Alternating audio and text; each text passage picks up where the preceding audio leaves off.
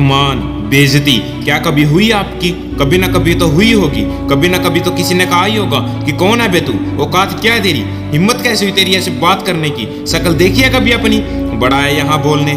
जब इस तरह से आपकी बेइज्जती होती है तो उस वक्त आपका रिएक्शन कैसा होता है? जब भी आपको कोई आपकी औकात याद दिलाता है तो उस वक्त आपके अंदर क्या चल रहा होता है? उस वक्त आप कैसे रिएक्ट करते हो?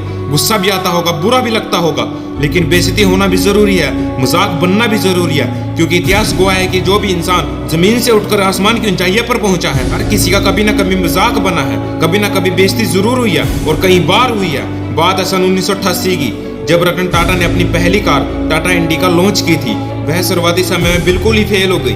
टाटा ग्रुप के सभी मेंबरों की ये सलाह थी कि इसे फोर्ड कंपनी को बेच दिया जाए और इसके लिए टाटा की फोर्ड कंपनी के साथ बात हुई और फिर रतन टाटा को अमेरिका बुलाया गया और फोर्ड कंपनी के साथ में रतन टाटा की एक बैठक हुई और उन्हें वहां पर कहा गया कि जब आपको इसके बारे में पता ही नहीं था तो फिर आपने पैसेंजर व्हीकल में कदम ही क्यों रखा।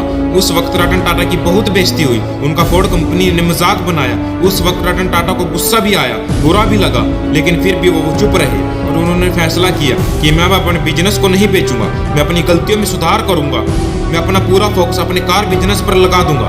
उसके बाद रतन टाटा ने दिन रात मेहनत करी और उसके बाद उनकी कार सेल थी जो वो धीरे धीरे बढ़ने लगी। दूसरी तरफ फोर्ड कंपनी की सेल थी जो वो बिल्कुल ही गिर गई थी, लोग उनकी कारों को पसंद नहीं कर रहे थे और ऐसे में रतन टाटा के पास बहुत ही अच्छा मौका था फोर्ड कंपनी को नीचा दिखाने का, लेकिन उन्होंने ऐसा नहीं किया बल्कि उनकी मदद की।